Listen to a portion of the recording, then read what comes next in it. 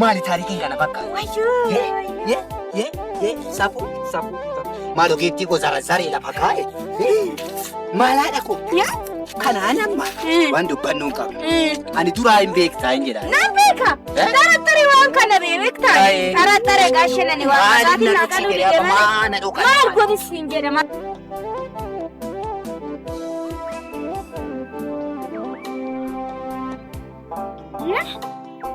Kabar baaritti gatee gurbaa. Wayi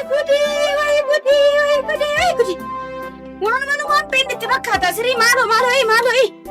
Gooftaa ko maaliin gooftaa? Qeemaa san qabaayin qeemaalitti galaa miti. Maal taate? Waan anumaan dhageessitti fakkaata. Maal taate? Dhagaadhe kaama dhagaadhe akeekii haadhati yaadna qarqaarti haa tolu. Maal ta'eechi? Minoo mana asxeeti. Bakka na gargaare yaadni baagii yaadete naadhati yaa'i. Bakka dhagaadhe bakka biriin kootti bade. Biriin tuqaatu sitti gabbee. Akkasii kookoo kee haa cuqqaalu. Jiitu sirraa fuudha birri. Warra jiitu sitti gaddan dhufne. Akka silaa yooti kee waan laalte silaa beekta. Bakki kanatti waan machaa eegaterree jettee tokko Fayyaan galee ija kee hin bandeeru. Ita kee goorgisee muttee habalee jechuudha. Jedha wayinaadha. Manneen Maal itti tamba. Maal gooftaa ko. Si wajjin jiraadha maal gooftaa ko. Dhimma raattee ijoo. Luka ishiin ol kotte akkamitti nutti roofisti ishii malee niitiin hin biraan jiru. Afaan ija ishii mana baasitan qoricha haramaan itti godhadha. Midhaan gaariidha. Manaa silaa biddinatti qabate niitiin namooteerti. Eechan midhaan irree gaarii naa ta'aa jira. Maalan dhabe mucaa sanyii ishii izbiin kan kolfanaan jedhe. Kanuma akka ittiin ijaaru.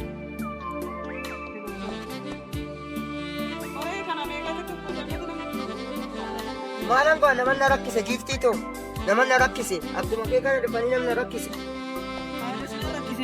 Daandii keessa baasa. Akkanatti qe'ee keessatti hoggaa argamtan illee baay'ee nama gammachiistu. Akkuma dheengaddaa shiiroo keessan keessatti marmaramtan sani akka hin taane malee jirtu. Maalan ta'e naguma gaariidha. Dhokkeedhuma hin gaddaa sana akkamitti haati manaa keetii maal jette ani dhugaa ganamumammoo jedhanii waa nama hoggaa ani garuu ofii kee himimmaantu na fuudhe baay'een gadde ani garuu. Maalan ta'e dhoqqee maal jechuu keeti? Ati hojjettee xaartee maal jettee ta'e si gootaraa kee duwwaa gootee mana nama ijaaraa jirti. Maali nufi? Yaa'idhaan natti dhuftee immoo manaatu dadhabe silaayi. Akkasitti machoofte. Abidda natti qabsiiste giiftii too deeme niitiinuma na qabde. Giiftii tun adiis. Miti badhaasa. Ganamuma achi dhoqqeen sunaan maal sitti fakkaate garuu mana keessatti kafalicha deebitee argite. Anas hin jechaa jiru baay'een isiif gaddaa jira. Qotee bulaa adda durummaa akka taatetti namni dhagaa gandi keenyaan dhagaa meettaan guutuun dhagaa. Otumaa facaastee ta'e gootara kee guutuu goote. Dheengaddaan gabaa keessatti si argeen fe'iisaa kee san hunda argeen waaqa galateeffachaan ture. Namichi kun odoo waaqayyoo qabaate jedheen yaadaan ture.